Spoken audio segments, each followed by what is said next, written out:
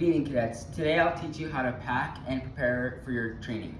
First things you're going to need is a Sharpie, scissors, and 2 different sizes of Ziploc bags. You're going to need a 2-gallon bag and a 1-gallon bag. Upon arrival to your training, they are going to check your sea bag, and that includes dumping it out on the ground and making sure you have everything you need for that training. So if you have everything in these Ziploc bags, it'll come out on the ground, and you want to make sure you write on the bag what it is, because if you have 8 pairs of underwear, they'll know it's 8 pairs of underwear and they'll just slide it along and you're good. So everything will come out on the ground, they can check everything will be tidy. If it's in the bags, it won't get dirty, it won't get lost. I've seen many cadets at trainings where everything gets thrown everywhere, they have to refold it, it takes a long time, your staff cadets get mad at you. So if you have these in these bags, you'll be set. So the first pair we're going to talk about is your underwear. So with your underwear, you're going to have it out like this, and you're just going to fold it over. There is going to be a little crotch area sticking out, so you just fold that in, and then you just start your roll. So you want to make sure it's nice, flat, and smooth, and then you just keep folding and rolling until it's a nice tube. You're gonna just put that in your bag, like so. And there's 2 ways that you can seal your bag. You can close it up until there's about a thumb-size hole, or like a finger-size hole in your bag, and you just suck out all the air. You make a vacuum seal. Now it's all nice and flat. There's no air, so all that extra room that the air would take up is not there anymore. Or you can take your scissors and cut the corner off of the bag, and then you just press it out and all the air will come out, and it'll be nice and easy. So whichever way you want to, doesn't matter which way you do it. Second, we're gonna do socks. Every pair of socks you take to training are all gonna be folded the same way. Your dress socks for your graduation, same way. PT, these big, thick, heavy boot socks for marching, all the same way. So first, you fold the toe area up to the ankle, and then you just start your roll, and you roll it up, and you want about 1 inch to 1.5 inches left, and you just grab the outer sock and you fold it up like so. There should be an open area and then a smiley face at the bottom of your sock. So there's socks, like I said, all the socks are all the same how you fold them. So it doesn't matter what type of sock, it's all the same. So third, we're gonna be folding your dress unit or your working uniform. These are the issue now. These are the same, you're gonna fold them the same way. So if you still have your blueberries, it doesn't matter, or if you have the new type 3. So what you're gonna do, lay it out. You want it all buttoned up. You want it all flat. You're gonna pull the shoulder and the very bottom to make sure everything's tight, and this seam that's on your blouse is flat and all straight. Everything, there's no wrinkles or anything.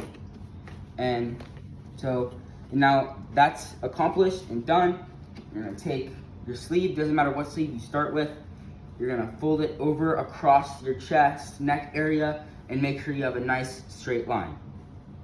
Then you're gonna grab it, put your hand where, like, in your armpit area, and fold it over again, making sure you have a nice straight line, like so, and then copy the next side. Like I said, it doesn't matter what side you do first, but you want to make sure you have a nice, even, straight line. Then you fold it over. You don't want to fold it over the middle, the center line of your blouse. You just want it right up to that point. Do the same side.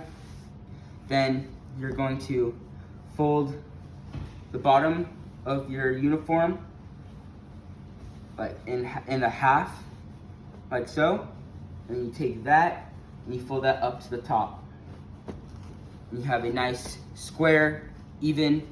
And on this side, you should have your collar is just in line in 2 little squares on the side where your shoulders are. Now for your trousers. So you'll have them laying out like so. You're just gonna cross them over. Make sure, again, everything is tight and straight on both ends of your pants. So many people, so you might get taught at boot camp that you fold this part in before you do anything, or you fold this part over, then fold it.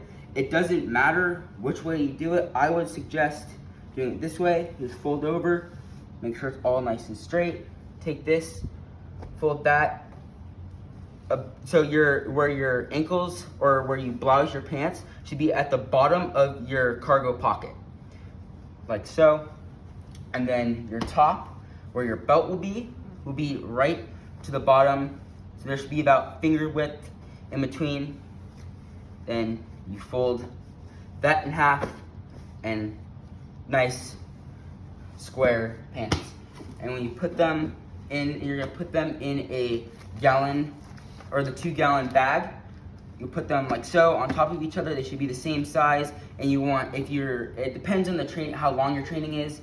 If it's 2 weeks or if it's 9 days, you're most likely gonna bring 3 of these, so each uniform will be in their separate bag. That also goes for the underwear and socks. Some trainings will tell you only bring 8, some will tell you bring 16. So it depends on what training you go to.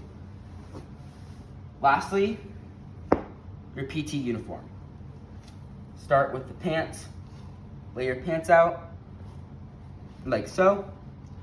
Make sure everything with all the different clothes items you bring, you always want to start nice and flat.